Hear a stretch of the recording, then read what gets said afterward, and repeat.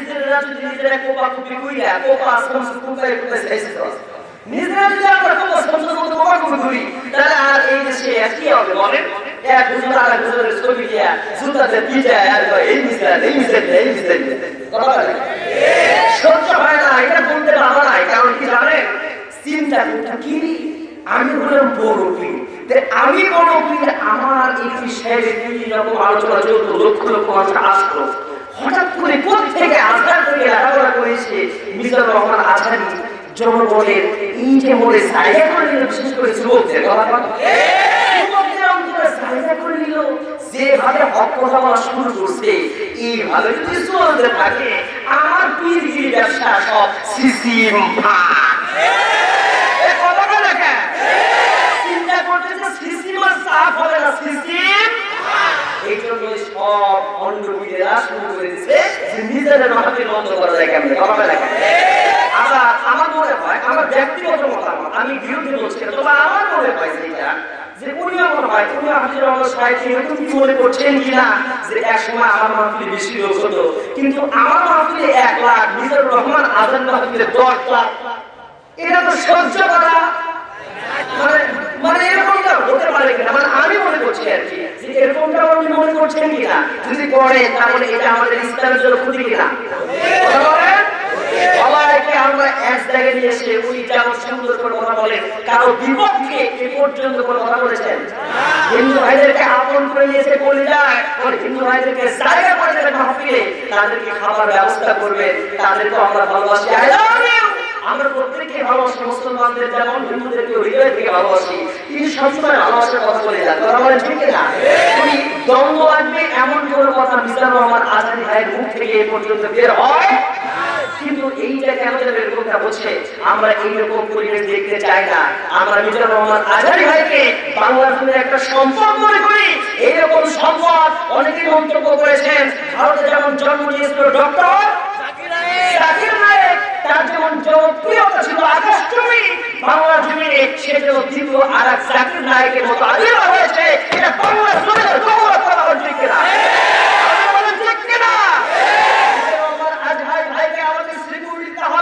নিরাপত্তা দিতে হবে এই সম্পত্তি কেউ যেন চুরি করে ধ্বংস করতে না পারে কথা বলেন ঠিক কিনা এই জন্য জান প্রাণ নিয়ে খেটে মিজানুর রহমান আজহারি ভাইদের মাহফিলকে সফল করার জন্য প্রয়োজন রক্ত দিতে হয় যেটা প্রস্তুত আছি কিন্তু দশটির মাহফিল বন্ধ করবো না কথা বলেন ঠিক কিনা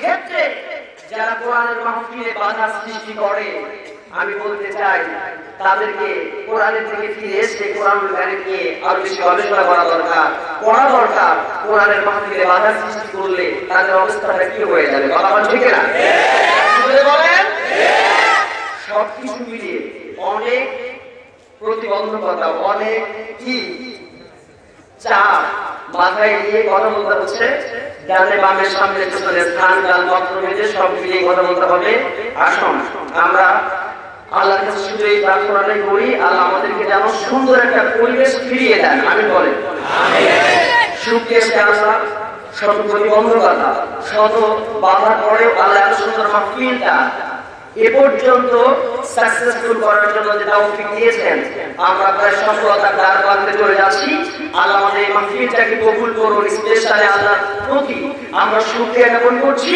উচ্চ কণ্ঠে বলে উঠছি আলহামদুলিল্লাহ দরুদ এবং সালাম করছি সাইয়্যিদুল কাওনাইন আশরাফুল আম্বিয়া মরুর দুলালের প্রতি আমরা মহব্বত দিয়ে দিল খুলে উচ্চ কণ্ঠে বলছি মুহাম্মদ রাসূলুল্লাহ সাল্লাল্লাহু আলাইহি ওয়াসাল্লাম সম্মানিত উপস্থিতি রাত গভীর থেকে গভীরতর হয়ে যাচ্ছে আমরা বেশি লম্বা করবো না অল্প সময় কোরআনের মূল কথাগুলো আলোচনা করে চলে যাব আগামীকালকে আমার মাহফিল অনেক দূরে রয়েছে কথা হবে এই কিতাব থেকে জোরে বলেন কিতাবটার নাম কি জোরে বলেন রাসূল করিম সাল্লাল্লাহু আলাইহি ওয়াসাল্লাম বলেছেন মান ক্বালা বিহি সাদাকা যে ব্যক্তি কোরআন থেকে কথা বলে সেই লোক সত্য কথা বলে ঠিক না সেই কোরআন থেকে কথা হবে কোন মানুষের ব্যক্তিগত কথা এখানে আলোচনা হবে না ঠিক না সেই কোরআনুল কারীম একটা আজিম কিতাব একটা হেদায়েতের কিতাব এই কিতাব যারা অনুসরণ করবে মানবে তাদের জন্য অপেক্ষা করছে জান্নাতুল ফেরদাউস সুবহানাল্লাহ বলেন না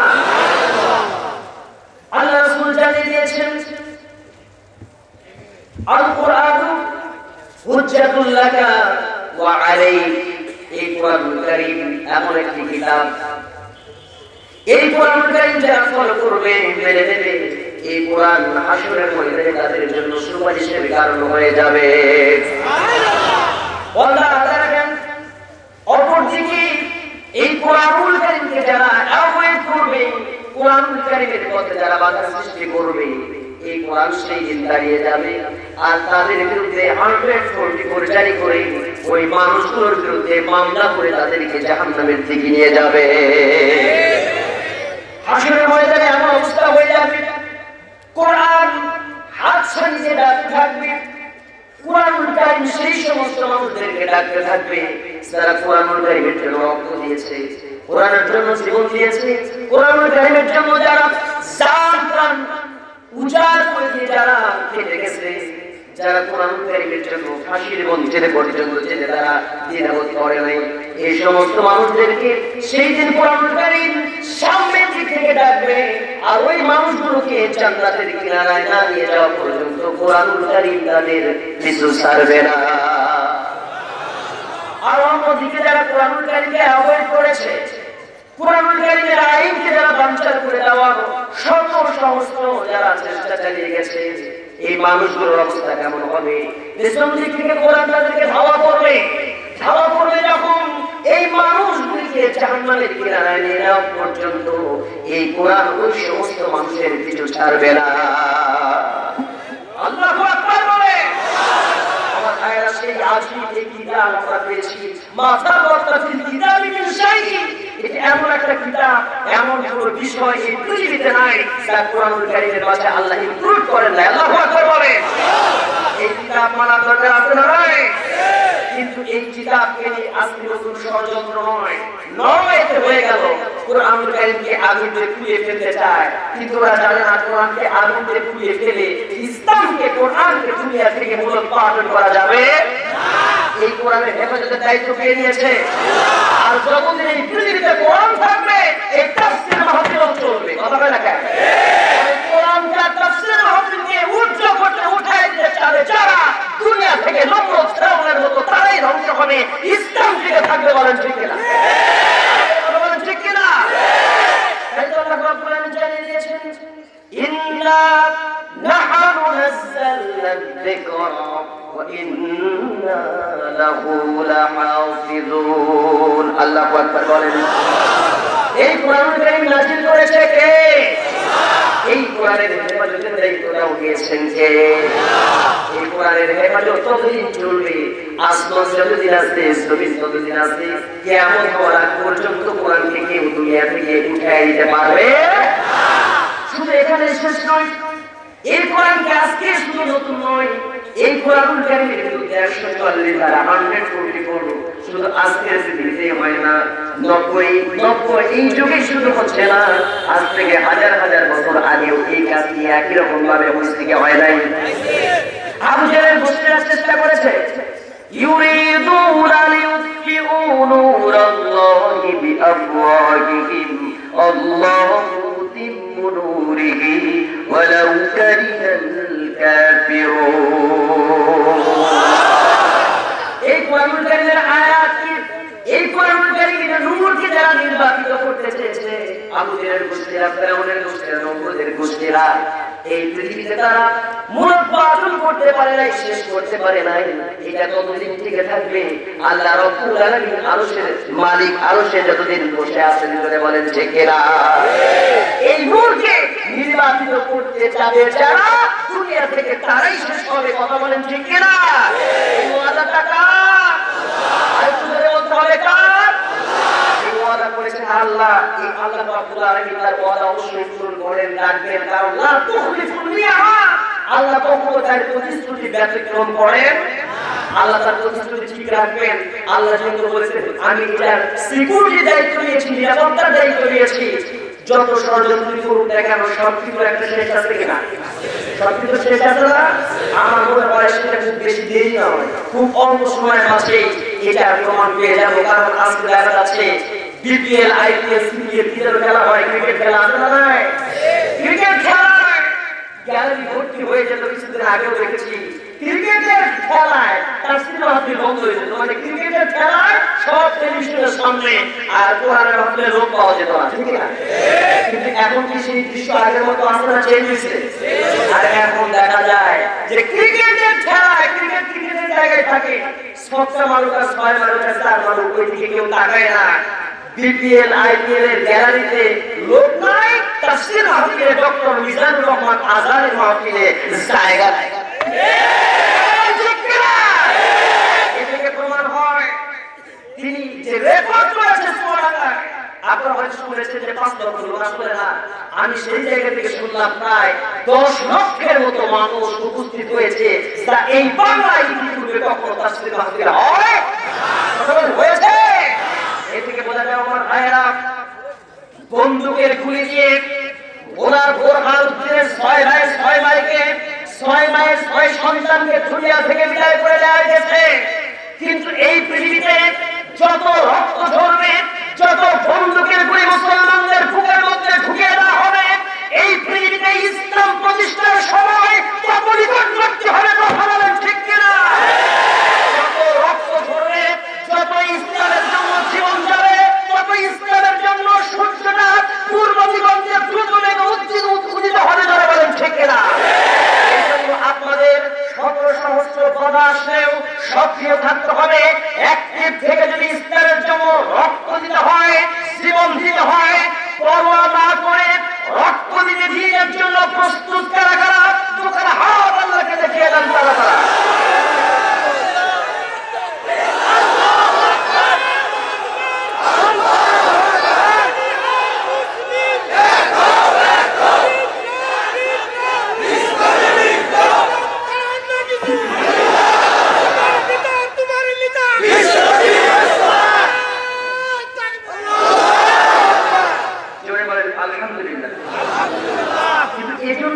আমাদের কিছু কাজ করতে হবে, কারণ আমরা নিজেরাই যদি ফেতনা লাগাই, নিজেরাই যদি ভেজালের মধ্যে ডুবে থাকি, তাহলে সেটা সম্ভব হবে বলেন?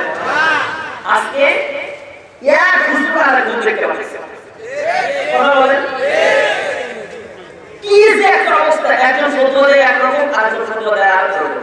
ডক্টর মিজানুর রহমান আজহার একটা ফতোয়া দিয়েছেন, কি দিয়েছিলেন যে প্রজেক্টরের মধ্য দিয়ে কি করা যাবে, মেয়েরা দেখতে পারবে, হুজুরের অবস্থা শুনতে পারবে, দেখতে পারবে, অসুবিধা নাই। কারণ রাসূল সাল্লাল্লাহু আলাইহি ওয়াসাল্লাম যখন ভাষণ দিতেন, এক পাশে মেয়েরা থাকতো, এক পাশে ছেলেরা থাকতো, তারা কোরআনুল কারীমের আলোচনাগুলো রাসূল শুনতেন।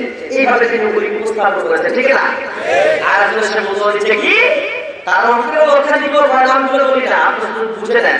তার মাহফিলে কথা দিল হয়, তিনি এসে ফতোয়া দিচ্ছেন, আর বলে ফেলি আর কি, কুয়াকাটা আপনারা ভালোভাবে চেনেন নাকি, হাজির অবস্থা থেকে যায়, উনি ফতোয়া দেন না, এটা এরকমটা হবে না, ব্যতিক্রম। যে এই যে আমাদের মধ্যে ঠেলা ঠেলি, এই ঠেলা ঠেলি যতদিন ঠিক না হবে, আমাদের ইসলামটা আগায় যাবে না, পিছিয়ে যাবে, ঠিক না? দ্বন্দ্ব বেশি হয়ে যাচ্ছে, এই দ্বন্দ্ব আমরা চাই না। আমরা বলতে চাই উভয় এক জায়গায় বসে বসে, আপনাদের মাহফিলে যেহেতু বেশি লোক হয়, আপনারা সুন্দর করে সিদ্ধান্ত নিয়ে একটা ফতোয়া দেন, ওইটাই বড় ভালো হবে, ঠিক না? এই যে মতের বিরোধ হচ্ছে, এটা আমাদের ক্ষতি কিনা, কথা বলেন? আমাদের প্রভু কয়টা?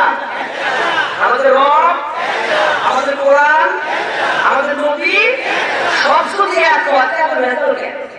কথা বলেন? আমাদের প্রভু এক নবীর উম্মত, জীবন বিধানে ওই সেবাই কোরআন, ঠিক না? তবে কেন এক হে মুসলমান, এক হওয়া ওরি আহ্বান, ঠিক না? তবে কেন এক হে মুসলমান, এক হওয়া ওরি আহ্বান। বাইতুল্লাহ, মদিনা শরীফ, উহুদ পাহাড়, বদরের মাঠ, একটা তো জীবন, মরণ তো একবার, সকলের ধরে আছে একই স্থান। তবে কেন এক হে মুসলমান, এক হওয়া করি আহ্বান।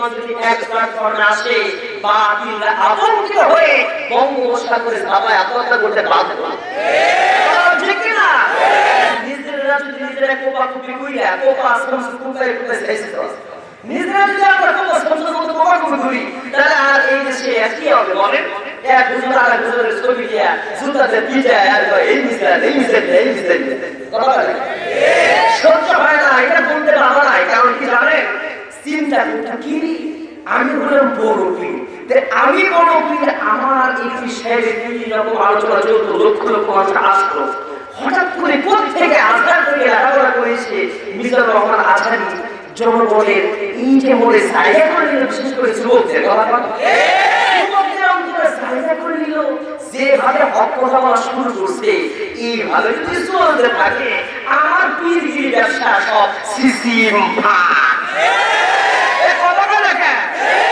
চিন্তা করতেছে সিসিম আর সাফ হবে না সিসিম এই জন্য সব অন্ডবীরা শুরু করেছে যে নিজেদের মাথায় বন্ধ করা যায় কেমন কথা লাগে আবার আমার মনে হয় আমার ব্যক্তিগত মতামত আমি বিরোধী বলছি তবে আমার মনে হয় যেটা যে উনিও মনে হয় উনি হাজির রহমান সাহেব এরকম কি মনে করছেন কিনা যে এক সময় আমার মাহফিলে বেশি লোক হতো কিন্তু আমার মাহফিলে 1 লাখ মিজানুর রহমান আজান মাহফিলে 10 লাখ এটা তো সহ্য করা মানে এরকমটা হতে পারে কিনা মানে আমি মনে করছি আর কি যে এরকমটা আপনি মনে করছেন কিনা যদি করে তাহলে এটা আমাদের ইসলামের জন্য ক্ষতি কিনা কথা বলেন সবাইকে আমরা এক জায়গায় নিয়ে এসে উনি যেমন সুন্দর করে কথা বলেন কারো বিপক্ষে এ পর্যন্ত কোনো কথা বলেছেন হিন্দু ভাইদেরকে আপন করে নিয়েছে বলে যায় আর হিন্দু ভাইদেরকে জায়গা করে দেবেন মাহফিলে তাদেরকে খাবার ব্যবস্থা করবেন তাদেরকে আমরা ভালোবাসি আই লাভ ইউ আমরা প্রত্যেককে ভালোবাসি মুসলমানদের যেমন হিন্দুদেরকে হৃদয় থেকে ভালোবাসি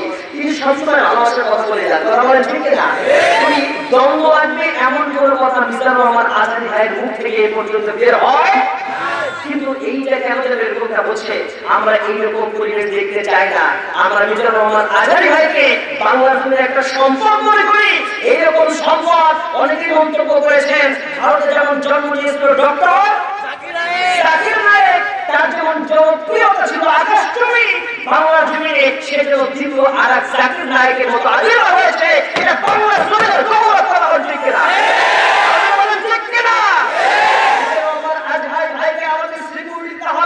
নিরাপত্তা দিতে হবে এই সম্পত্তি কেউ যেন চুরি করে ধ্বংস করতে না পারে কথা বলেন ঠিক কিনা এই জন্য জান প্রাণ নিয়ে খেটে মিজানুর রহমান আজহারি ভাইদের মাহফিলকে সফল করার জন্য প্রয়োজন রক্ত দিতে হয় যদি প্রস্তুত আছি কিন্তু দস্তের মাহফিল বন্ধ করবো না কথা বলেন ঠিক কিনা হাত দেখিয়ে দেন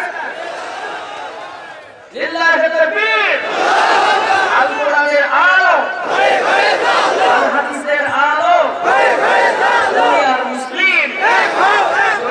আলহামদুলিল্লাহ আর আসুন সামনে আগে কষ্ট হচ্ছে আপনাদের অসুবিধা হচ্ছে না কিন্তু আসলে শর্ট করে মূল আলোচনা ফিরে যেতে হবে আসলে সেই আয়াতে কারিমা থেকে আমি আলোচনা করবো যে আয়াতে কারিমা আমি সামনে দিয়েছি সেটা দিয়ে কথা বলতে হবে কিন্তু আজকে ওরা জানে না যে এত চেষ্টা করেও ব্যর্থ হচ্ছি যতই মুসলমানদের মারি ততই আর মুসলমান পারে ঠিক না একটা রক্তের ফোঁটা পড়ে ওখানে যেন 100টা মুসলমান জন্ম নেয় তোমরা বলবেন না এই চেষ্টা করেছিল আজ থেকে অনেকদিন আগে ইসলামকে শেষ করার জন্য আমরা একটু পেছন দিকে যাবো সালা কথা বলতে হবে এর সাথে সম্পৃক্ত করে আপনাদের অনুপ্রাণিত করার জন্য কথাগুলো বলতে হবে আমাকে হযরত ইব্রাহিম আলাইহিস সালাম আমাদের জাতির পিতা ছিলেন কে সবাই জানেন না সবাই জানেন ইব্রাহিম আমাদের জাতির পিতা এই ঘোষণাটা কার মিল্লাতা আবিকুম ইব্রাহিম ওয়া হুয়া সাল্লাতুল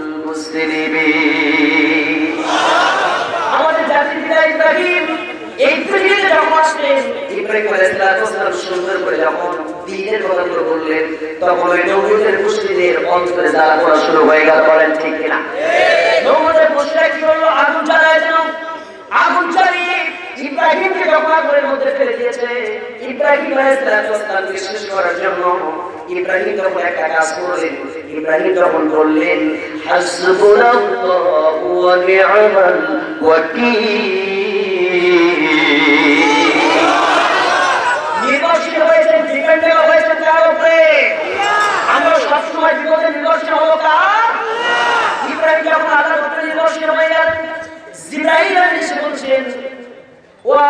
বন্ধু খলিলুল্লাহ ইব্রাহিম, আপনাকে আমি নিরাপত্তা দেব, সিকিউরিটি দেব, আপনি একবার শুধু হুকুম করেন, এই সমস্ত অগ্নিকুণ্ডকে সব তছনছ করে দেব। ইব্রাহিম বললেন, আমি সে আল্লাহর কোন ইবাদত করি না, সে আল্লাহ এখানে এই অবস্থা দেখার পরে আল্লাহর কাছে বলতে হবে, চাইতে হবে। আল্লাহ কি দেখে না বলে দেখে, আল্লাহ নিজে আমার ব্যবস্থা করবে। বলেন সুবহানাল্লাহ। আগুনে ফেলে দেওয়া হলো, আগুনকে আল্লাহ রাব্বুল আলামিন হুকুম করলেন, ইয়া নারুকুনি বারদান ওয়া সালামান আলা ইব্রাহিম। আগুনকে ঠান্ডা করে দিলেন, কমফোর্টেবল করলেন, না শীত না গরম, কমফোর্টেবল একটা আরামদায়ক প্লেস করে দিলেন, ফুলের বাগান বানিয়ে দিলেন কে? আল্লাহ। 40 দিন পর্যন্ত সেখানে তিনি থাকলেন। ইব্রাহিম আলাইহিস সালামকে পরবর্তীতে জিজ্ঞেস করা হয়েছিল, আপনার জীবনের সবচেয়ে আরামদায়ক সময় কখন কেটেছে? বলে, যতদিন আমি 40 দিন যে ওই অগ্নিকুণ্ডে ছিলাম, ওর মতো আরাম আমি জিন্দেগিতে কোনোদিন পাই না। সুবহানাল্লাহ বলেন না? তাসবিহে কাসিম তাসবিহে তাফহিমুল কুরআন তাসবিহে কাশফ তাসবিহে লাইলে তাসবিহে জিলাল কুরআন যতটা তাসবিহ পেয়েছি সেখানে দেখেছি ইব্রাহিম আলাইহিস সালাম যখন আগুনে ছিলেন, ওই অগ্নিকুণ্ডে তেজ কমিয়ে দিয়েছেন আল্লাহ। 40 দিন পর্যন্ত এলাকার মানুষ রান্না করার মতো আগুন জ্বালায় রান্না করার কাজে ওই আগুনের তেজ খুঁজে পায়। দুনিয়ার কোন আগুনের তেজ নাই, সব ধ্বংস করতে কে? আল্লাহ। এখন মূল কথা যেটা শীতের দিকে যায়, ইব্রাহিম আলাইহিস সালাম আগুনের ভিতর থেকে বের হলেন। কোথা থেকে বেরিয়েছেন? আগুনের ভিতর থেকে বের হওয়ার পরে আগুন এসে ইব্রাহিমকে জিজ্ঞেস করতেছে, আচ্ছা ইব্রাহিম, তোমার আগুনের ফালায় তুমি মরো না, তোমার এত শাস্তি দেয়, এত ষড়যন্ত্র করি, কিন্তু তোমার কোনো কাজে লাগে না, কারণ কি? এই যে পাওয়ার শক্তি তুমি কই পাও? ইব্রাহিম আলাইহিস সালাম কি বলছিলেন? যে আমার এই শক্তি দিয়ে দেয় কে? আল্লাহ। বলে আল্লাহ, ইন্নাল্লাহা আলা কুল্লি শাইইন কদির, সে আল্লাহ যাকে আমার শক্তি দেয়। তখন নমরুদ কি করলো? বলে, তাহলে ইব্রাহিমকে খতম করে আল্লাহ ইব্রাহিমকে মারলে মরবে না, কারণ ইব্রাহিমের পাওয়ার কই? তাহলে ইব্রাহিমের পাওয়ার যদি শেষ করা যায়, তাহলে এই দুনিয়া থেকে ইব্রাহিমকে শেষ করা যায় না। তো ইব্রাহিম আলাইহিস সালামের পাওয়ার শেষ করার আগে সে আল্লাহর পাওয়ার ধ্বংস করতে আপনার ঘটনাগুলো জানে। কি বললো? অনেকগুলি শকুন এক জায়গায় করলো। কি বললো? শকুনকে এক জায়গায় করলো। শকুনের উপরে উঠে সিদ্ধান্ত নিল, যে আল্লাহ শক্তি দেয় সে আল্লাহকে যদি খতম করতে পারি, নাকি আল্লাহ যদি শেষ করা যায়, তাহলে ইব্রাহিম শেষ হয়ে যাবে, তখন মারতে হবে না। সঙ্গে সঙ্গে ইব্রাহিম আলাইহিস সালাম দেখছিলেন, আর নমরুদ যখন অনেকগুলি শকুনকে একত্রিত করে একটা তক্তা স্থাপন করলো, ওর উপরে উঠে গেল, আর একটা ধনুক কাটিয়ে দিয়েছে, অনেক উপরে যখন উঠে গেছে, অনেক উপরে ওঠার পর নিচের দিকে তাকায়, চিন্তা করে নিচে তো দেখা যায় না ঠিক মতো, এই জায়গা থেকে যদি আমি নমরুদ পড়ে যাই, তাহলে আমার মতো শরীর বুদ্ধি আর হার বুদ্ধি খুঁজে পাওয়া যাবে। ওরে মধ্যে ভয় আসবে না, অর্থের ক্ষেত্রে ঠিকই ভয় আছে, তারপর আল্লাহ ডাকতে চায়, উপরে উঠতে উঠে কয়টা আর উপরে দরকার নাই, এখানে যা করার করি। ধনুকটা দিয়ে কি করলো? তীরটা ছুঁড়ে মেরেছে আসমানে। সঙ্গীকার রাসূলুল্লাহ আল্লাহর কাছে বলে, আল্লাহ বেড়ালে কাছে এসে খালি একবার হুকুম করেন, সাইজ করে আলাদা। কে বললেন? মিকাইল। মেঘ নিয়ন্ত্রণ করে। মিকাইল আল্লাহর কাছে ফরিয়াদ করে, অনেকগুলি আসমানের ফেরেশতা আল্লাহর কাছে ফরিয়াদ করে, আল্লাহকে বলছে, আল্লাহ রে, একবার শুধু হুকুম করে ওই নমরুদের গোষ্ঠীকে আজকে সাইজ করব। আল্লাহ বলছেন, না না না, আমি ওকে সময় দেব, একটু আমি সময় দিতে চাই। আমি যখন করবো তখন ফাইনাল খেলা খেলবো, আজকে একটু সেমি ফাইনাল হোক, এরপরে কোয়ার্টার ফাইনাল, তারপরে সাইজ করবো। কোয়ার্টার, সেমি, তারপর ফাইনাল, তখন ঠিক না? বলছে না, ও সান করতেছে, ওরে খেলতে দাও, কিছুক্ষণ খেলুক, তারপরে এখনই কেন? তখন আল্লাহ রাব্বুল আলামিনকে মারার জন্য আসমানে তীর নিক্ষেপ করলেন। আল্লাহ বলেন, মাছের রক্ত তার তীরের সঙ্গে লাগাইলো। সুবহানাল্লাহ। মাছের রক্ত তীরের সঙ্গে লাগাই দিয়েছে কে? তীরটা যখন নিচের দিকে পড়েছে, তার যখন সেই জায়গায় যখন তক্তার উপর বসেছিল পড়েছে, চিন্তা করেছে, রক্ত যখন লেগেছে, তাহলে আল্লাহ শেষ। আল্লাহ তো বুঝতে দেখি, আল্লাহ তো শেষ হয়ে গেছে। দুনিয়ার মানুষকে ভোট বিটায় বলে, সবাই সময় ইব্রাহিমের খোদারে আমরা দেখে ফেলেছি, ইব্রাহিমের আল্লাহর রিস্তা নাই। তার প্রমাণ কি বলে? দেখো, এই যে ধনুকের মাথায় রক্ত দেখতে পাচ্ছ, এইটাই হচ্ছে আল্লাহর রক্ত। দুনিয়ার সমস্ত মানুষদেরকে যখন বোঝায়, ইব্রাহিমের মনে মনে হাসে আর বলে, তোর মতো পাগল, তোর মতো কি বলবো, তোর মতো গায় গায় বান্দাতেও আছে নাকি?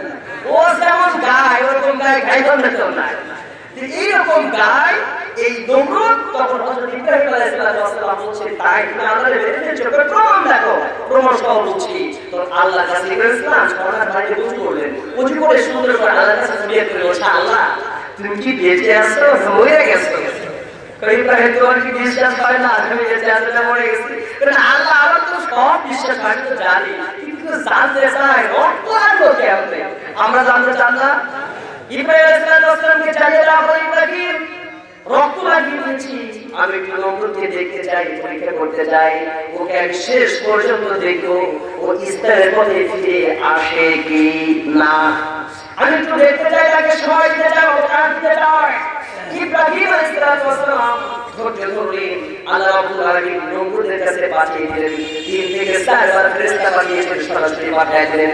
বললেন নমরুদ ইব্রাহিমকে মারার চেষ্টা করতেছিস, মারতে পারিস নাই, আমাকে তীর নিক্ষেপ করে মারতে চেয়েছিস, আমি আল্লাহ বলবো না ওয়াল হাইয়ুল কাইয়ুম, আমি তো চিরঞ্জীব চিরস্থায়ী, আমাকে কেউ মারতে পারবে কিন্তু তুই শুনে রাখ, ইসলাম কবুল কর, দিনের পথে ইব্রাহিমের পথে চল, তাহলে তোর জন্য সুন্দর ব্যবস্থা হবে। আর যদি ইসলাম ছাড়া অন্য পথে চলিস তাহলে তোর জন্য মারাত্মক শাস্তি আছে। এই সময় ইব্রাহিম আলাইহিস সালাম এর কাছে আল্লাহ কথা বললেন। তাফসীরে ইবনে কাসিরের মধ্যে পড়েছি বেশ কয়েকবার যখন আল্লাহ তাআলা ফেরেশতা পাঠিয়েছেন, শেষ পর্যন্ত একটা ফেরেশতা এসে বলতেছে আল্লাহ শুধু হুকুমটা মানো, তাহলে তোমার জন্য সুন্দর ব্যবস্থা আছে। বলে তোমার আল্লাহর সাথে যুদ্ধ করব, তোমার আল্লাহর কোনো হুকুম মানতে রাজি না। আগামীকাল তোমার আল্লাহ রেডি থাকতে বলো, আমিও যাব, তোমার আল্লাহ সৈনিককে নিয়ে আসতে বলো, আমিও যাব, মারামারি করবো, আল্লাহ সাথে মারামারি করবে, যুদ্ধ করবে। কত বড় পাওয়ার আছে না নাই? এরকম নমরুদের গোষ্ঠী নাই, এরকম গোষ্ঠী নাই আছে আমার ভাইরা। এই সময় সে কি করলো, সকালবেলা সূর্য উঠেছে, ঝাঁকে ঝাঁকে তার সৈন্যগুলো রেডি হয়ে গেছে, তার যত বাহিনী আছে সব রেডি, আল্লাহর সাথে লড়াই করবে। আল্লাহ ইচ্ছে করলে বন থেকে বাঘ, ভাল্লুক, ভয়ানক টাইগার, হাতি, ভাল্লুক অনেক কিছু পাঠাতে পারতেন না। আল্লাহ শুধু হুকুম করতে নাই বা তাকে হয়ে যেত, কিন্তু আল্লাহ বলে না, তোর মতো নমরুদের মারতে হাতিরও দরকার নাই, বাঘেরও দরকার নাই, ঠিক না? আল্লাহ শুধু হুকুম করলেন কারে জানেন, একটা ছোট্ট মশাকে, যাকে আমরা বলি তুই তো একটা মশা রে, কথা বল, মশাকে আমরা সব বলি তুই তো আমার কাছে মশা, আমি যে বাবা, আমি যে শক্তিশালী মানুষ, তো মশা। সেই মশাকে আল্লাহ কি করবেন, সব মশাকে হুকুম দেয়, মশা আগামীকাল তোদের কাজ হচ্ছে এই যে নমরুদের বাহিনী খতম করা। এই মশারা প্রতিযোগিতা করলো, কম্পিটিশন, প্রতিযোগিতা করে কে আগে আল্লাহর কাছে যেতে পারে। আমরা প্রতিযোগিতা করি না যে আগে আসলে পুরস্কার কম বেশি বেশি, মশারা তার ডানা সবচেয়ে প্রতিযোগিতা করে সামনে আগাবে। প্রতিযোগিতা করতে করতে অনেকগুলি মশার মধ্যে একটা মশা যখন এগিয়ে আস্তে আস্তে দেখেন কি অবস্থা, সুন্দর করে এখান থেকে শেখা আসছে। মশা যখন দৌড় দিয়েছি, জানা ঝাপতে ঝাপতে আসতেছিল, একটা মশা পাটা একটা মশার গায়ে লেগেছে, সবচেয়ে দ্রুত বেগে যায় মশাটা আসছে, সঙ্গে সঙ্গে ওই মশার পাটা আর এক মশার শরীরে লাগার সঙ্গে সঙ্গে পাটা ভেঙে গেছে। ওই ভাঙা পাটা নিয়ে সবার আগে আল্লাহর সামনে হাজির হয়েছে। আল্লাহ রাব্বুল আলামিন জানিয়ে দেন মশারে, সব মশার পা ঠিক আছে, তোর মশা তুই কেন তোর পাটা কেন ভাঙা? বলে আল্লাহ রে, একবার শুধু হুকুম করেছো, সব ছেড়ে দিয়ে সবার চাইতে আগে তোমার কাছে আসতে করেছি, আর যার কারণে দ্রুত বেগে আসতে গিয়ে একটা মশার সঙ্গে আরেকটা মশার ধাক্কা লাগার কারণে আমার পাটা ভেঙে গেছে। আল্লাহ এইটাই হচ্ছে কারণ। আল্লাহ বলছেন মশারে, আমি তোর মর্যাদা বৃদ্ধি করবো, আমি তোকে এমন জায়গায় স্থান তোমার তৈরি করে দেবো, কিয়ামত পর্যন্ত পৃথিবীর মানুষগুলো তোকে স্মরণ করবে, যতদিন নমরুদের স্মরণ করবে ঘৃণার সাথে, তোর মতো মশাকে স্মরণ করবে সম্মানের সাথে।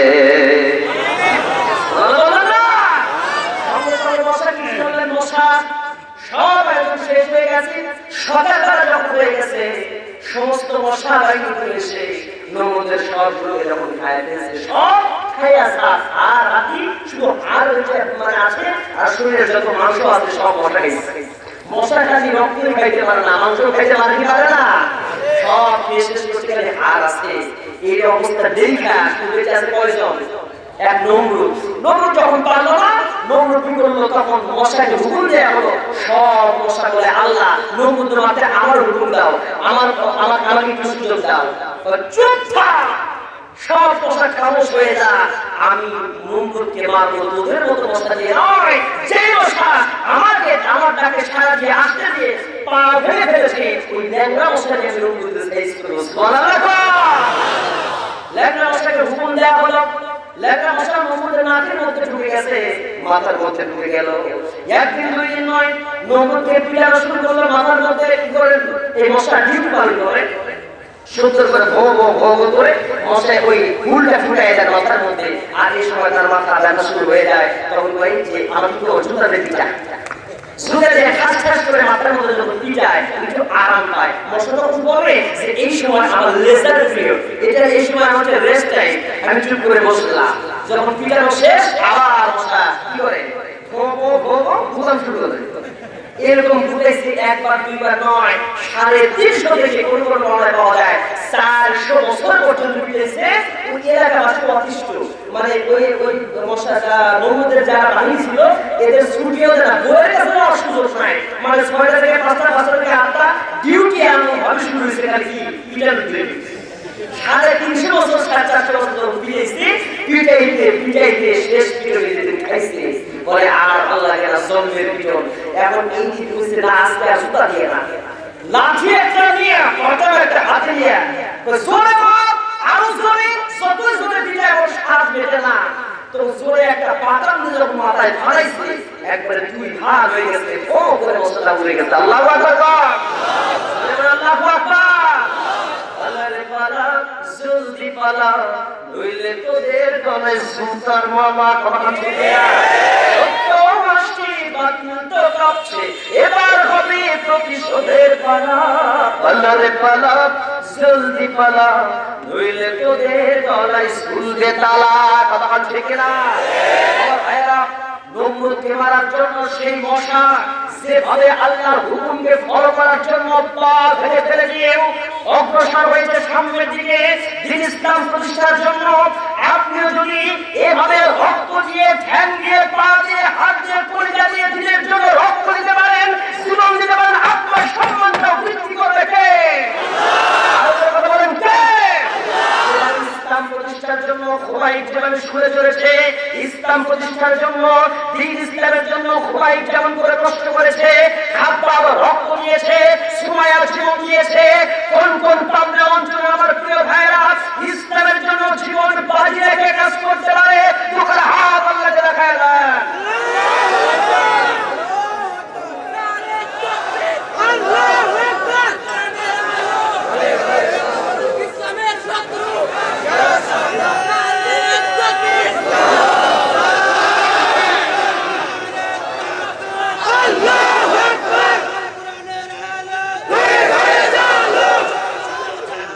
আলহামদুলিল্লাহ, আলহামদুলিল্লাহ। কষ্ট হচ্ছে আপনাদের, কষ্ট হচ্ছে।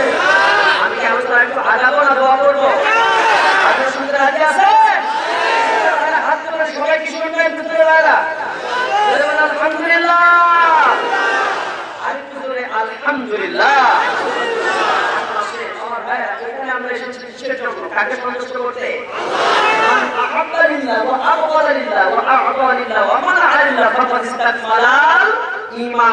ইমানটা পরিপূর্ণ হয়েছে। মান আহাব্বা লিল্লাহ, আমি কাউকে ভালোবাসবো, সে ভালোবাসা হবে কার সন্তুষ্টির জন্য? রাগারাগি করবো, সেটা হবে কার জন্য? দান করবো কার জন্য?